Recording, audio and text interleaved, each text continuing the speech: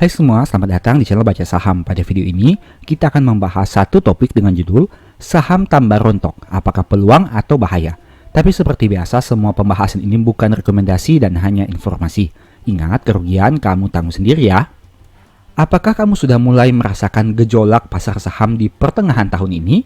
Apakah psikologimu sudah mulai tidak tenang dengan harga saham yang turun signifikan? Kondisi ini sebenarnya biasa terjadi di pertengahan tahun. Harga saham biasanya turun, tapi faktor penyebabnya yang bisa beda-beda. Kamu bisa lihat sekarang di tahun 2024, saat video ini dibuat, banyak sekali isu-isu negatif yang membuat seakan-akan instrumen saham tidak sebaik tahun-tahun sebelumnya. Tapi tahukah kamu bahwa hal itu sudah biasa terjadi di pertengahan tahun? Hanya saja bumbu-bumbunya yang berbeda. Entah itu berita perang, nilai tukar rupiah yang melemah, isu politik, tren investasi baru, dan masih banyak lagi. Kalau mau buktikan, silahkan cek saja berita-berita yang berhubungan dengan pasar modal dalam 5 tahun terakhir. Apakah di pertengahan tahun banyak berita positif atau justru berita negatif? Ingat, perjalanan masih panjang dan tahun 2024 masih pertengahan tahun. Masih ada kemungkinan harga bisa turun lebih dalam hingga akhirnya kembali normal. Kuatkan mentalmu agar bisa memanfaatkan kondisi ini sebagai peluang. Selain itu, perketat juga money management agar masih bisa average down jika harga turun lebih dalam. Usahakan jangan jadi penonton atau pengamat, tapi jadilah orang yang bisa melihat sebagai kesempatan.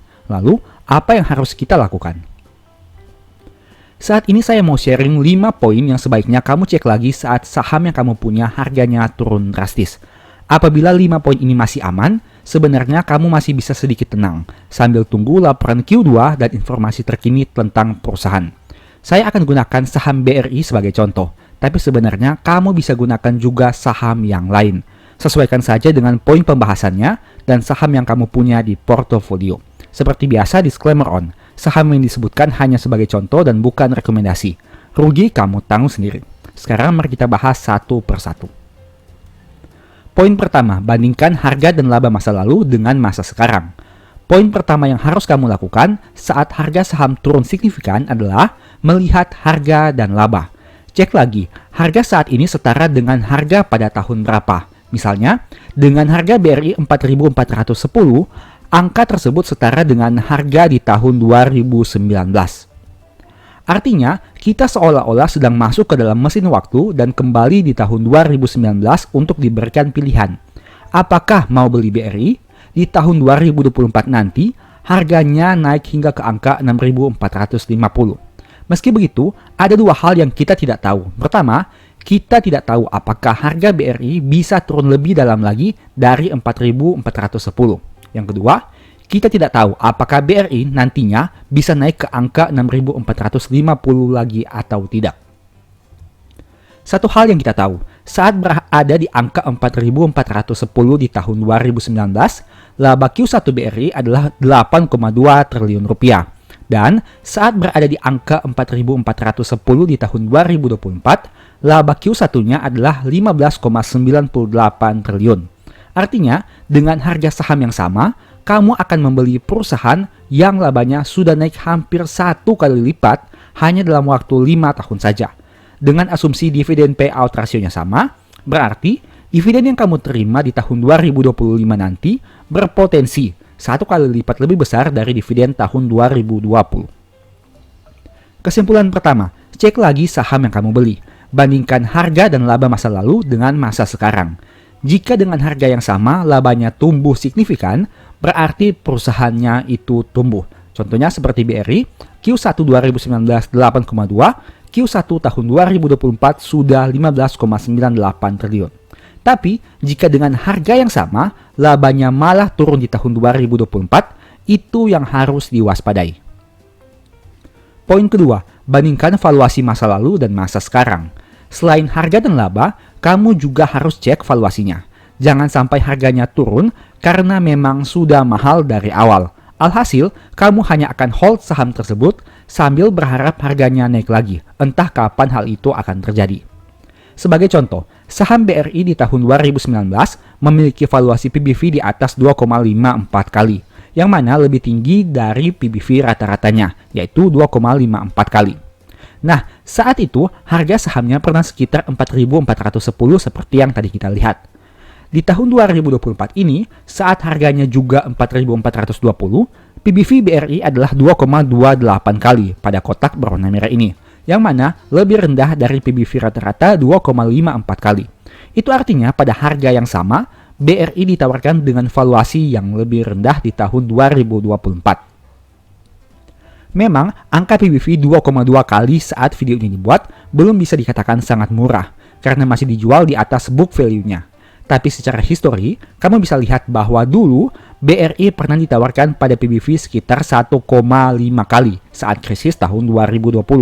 Sekarang pertanyaannya, apakah kamu merasa 2,2 kali itu masih sangat mahal atau sudah cukup masuk akal jika dibandingkan dengan valuasi saat krisis? Pertimbangannya, laba BRI di Q1 tahun 2024 sudah lebih tinggi dibandingkan tahun 2020. Kesimpulan kedua, cek valuasi saat ini dibandingkan masa lalu. Apabila valuasinya, misalnya PBV, masih masuk akal dan kinerja keuangannya tumbuh, itu merupakan kabar bagus. Tapi jika sebaliknya, PBV sudah tinggi, tapi kinerjanya malah turun. Itulah yang harus kamu waspadai. Gimana menentukan PBV yang masih masuk akal? Logikanya sederhana. Perusahaan dengan laba 60 triliun di tahun 2023 saja dihargai pada PBV 2,5 kali sebagai rata-ratanya. Apabila saham kamu labanya tidak seberapa, tapi dijual dengan PBV di atas 2 kali, apakah itu masih masuk akal? Di sini kita tidak berbicara soal angka PBV yang ideal, tapi logika sederhana saja. Poin ketiga, estimasi kemungkinan periode tunggu berapa lama. Poin ketiga yang perlu kamu lihat adalah histori harga saham bisa balik lagi ke angka tertinggi berapa lama. Poin ini dibutuhkan agar kamu tahu kira-kira estimasi waktu tunggu berapa lama. Menurut saya hal ini penting karena bertujuan agar kamu tahu kira-kira pada kondisi terburuk saya harus hold saham ini berapa lama. Atau berapa lama kira-kira saya harus siap melihat floating loss berwarna merah pekat di portofolio. Poin ini berpengaruh kepada psikologi seseorang karena terus-menerus akan melihat floating loss di portofolio. Dalam jangka waktu 1 bulan, kamu mungkin masih bisa santai. Tapi apabila kamu terus-menerus lihat angka floating loss selama 1 tahun dan semakin besar, yakinkah kamu masih tetap bisa santai? Atau jangan-jangan langsung cut loss?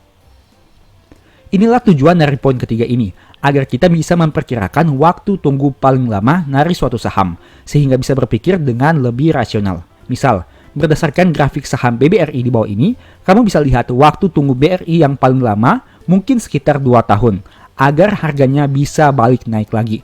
Dari sekitar tahun 2015, baru kembali naik ke angka tertinggi di sekitar tahun 2017. Kamu bisa lihat untuk histori kenaikan harga saham BRI dalam beberapa tahun terakhir berdasarkan chart yang ada di tampilan ini. Dengan mengetahui kondisi ini, berarti kamu sudah tahu estimasi kamu harus tunggu sampai harga saham naik lagi, paling lama sekitar 2 tahun dari sekarang. Dengan catatan kinerja perusahaan terus tumbuh dan tidak ada masalah signifikan yang berpengaruh terhadap fundamental perusahaan. Selanjutnya, yang jadi pertanyaan, apakah kamu bisa hold saham merah ini selama 2 tahun? Jika bisa, lanjutkan. Jika tidak, pertimbangkan untuk cut loss secepat mungkin. Kesimpulan ketiga, cek harga masa lalu, butuh berapa lama untuk kembali ke harga tertingginya lagi. Jika durasi waktunya masih tergolong pendek dan kamu masih bisa tunggu, itu bagus. Tapi jika durasi waktunya sangat lama atau bahkan tidak pernah kembali lagi, berdasarkan data histori, kamu harus waspada. Poin keempat, simulasi potensi capital gain di masa depan dari harga rata-rata. Poin 4 ini sebenarnya nanti akan dibahas lebih detail pada video yang akan kamu nonton di akhir pembahasan. Jadi saat ini, saya hanya akan menyampaikan inti sarinya saja. Yang jelas, kamu bisa hitung potensi profit yang mungkin bisa diperoleh apabila harga saham kembali ke angka tertingginya. Tentu saja kamu harus gunakan harga rata-rata pembelianmu. Pada tabel di bawah, saya gunakan harga rata-rata misalnya Rp5.000 untuk saham BRI. Apabila harga naik lagi ke 6.450, berarti ada potensi capital gain sekitar 29% atau 29 juta dengan modal 100 juta rupiah. Semakin rendah harga rata-rata tentunya semakin bagus. Jadi, yang harus kamu pikirkan di sini, bagaimana caranya agar harga rata-rata semakin rendah. Poin itu akan dibahas pada video di akhir pembahasan ini. Kesimpulan keempat, hitung potensi capital gain di masa depan. Apabila potensinya masih menarik, itu bagus. Apabila potensinya kecil dan tidak menarik, kamu harus waspada. Poin kelima, hitung potensi gap dividen yield di harga rata-rata.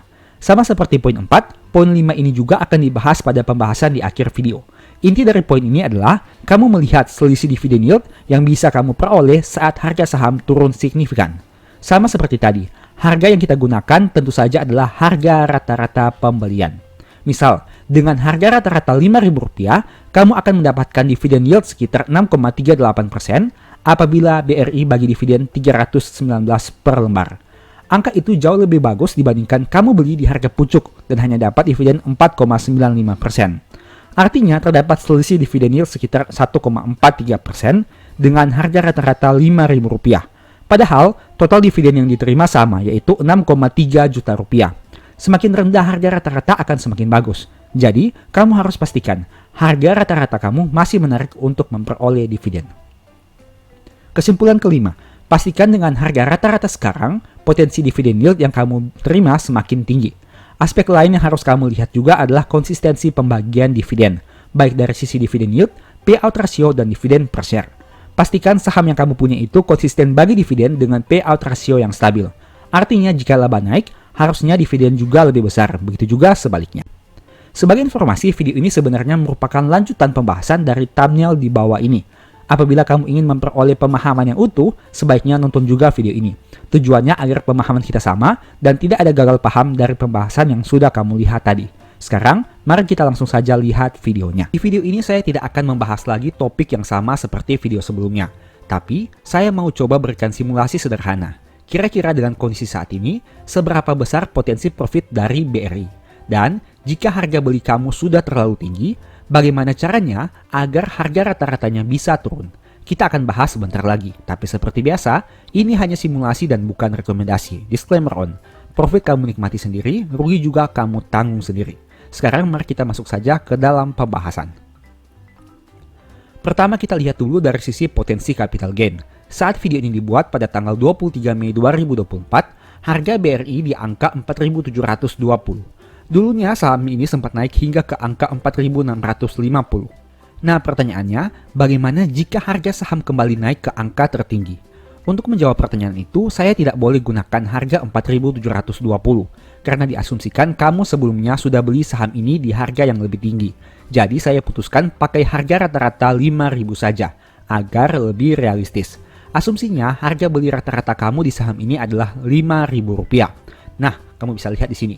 Pada pembahasan berikutnya juga, saya akan menjelaskan bagaimana caranya bisa beli hingga ke angka rata-rata 5.000. Meskipun sebelumnya, kamu sudah beli di harga 6.000. Jadi nonton video ini hingga selesai. Kita lanjut ke pembahasan capital gain. Jika diasumsikan harga rata-rata beli kamu adalah 5.000, saat BRI naik ke harga tertinggi sebelumnya, berarti ada potensi capital gain sekitar 29%. Menarik kan? Kapan lagi bisa punya potensi profit BRI hingga 29%? Angka tersebut diperoleh dengan harga rata-rata Rp5.000. Artinya, kalau hargamu lebih rendah dari Rp5.000, potensinya jadi lebih besar. Sekarang pertanyaannya, apakah yakin harga BRI bisa kembali ke titik tertingginya? Jawabannya tidak ada yang tahu. Yang jelas, apabila melihat data secara histori, dalam 5, 10, bahkan 20 tahun terakhir, BRI selalu mencetak harga tertinggi terbaru. Mari simak beberapa fakta berikut ini. Kamu bisa lihat berdasarkan tampilan dari chart dan informasi yang tercantum di tampilan berikut ini. Bagaimana saham BRI selalu mencetak harga tertinggi terbaru setelah mengalami penurunan. Artinya, meski tidak ada jaminan bahwa BRI bisa naik lagi di masa depan, tapi secara historical data, BRI masih menunjukkan harapan yang cukup baik kepada pemegang sahamnya. Apalagi harga turun di tahun 2024 dengan kondisi kinerja labanya masih tumbuh. Kesimpulan pertama dari topik ini, potensi profit dari BRI sebenarnya cukup besar apabila kamu punya pandangan jangka panjang. Memang dalam jangka pendek, harga BRI cukup mengkhawatirkan dan bisa saja turun lebih dalam lagi sesuai simulasi di video sebelumnya. Tapi, semakin dalam harga sahamnya turun, sebenarnya peluang memperoleh profit di masa depan menjadi lebih besar. Semua kembali lagi kepada kamu, mau ambil resiko ini atau tidak. Topik kedua, saya mau bahas tentang dividen. Total dividen terkini BRI adalah sekitar 319 per lembar saham, sudah termasuk dengan interim yang sebelumnya dibagi. Nah, apabila kamu beli di harga 6.450, artinya dividen yield kamu hanya 4,9% saja. Tapi, apabila harga rata-rata kamu menjadi Rp5.000, dividen yieldnya sudah menjadi 6,4%. Tentu saja jika harga rata-rata bisa lebih rendah dari Rp5.000, dividen yield kamu bahkan bisa menjadi 7% atau lebih. Ini topik yang menarik, karena kapan lagi bisa dapat dividen di atas 6% dari saham BRI. Kalau kamu sudah lama masuk saham, kamu tentu tahu bahwa biasanya saham ini bagi dividen dengan yield 3-4% saja.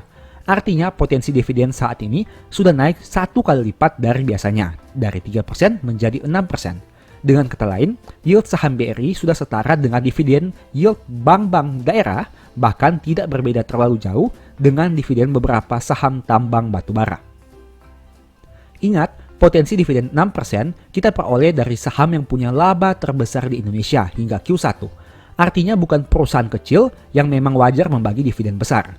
Yang kita bahas ini adalah perusahaan besar yang sudah berdiri di atas 100 tahun dan mencetak laba 60 triliun di tahun 2023. Apakah dividen yield 6% itu menarik? Menurut saya pribadi sangat menarik.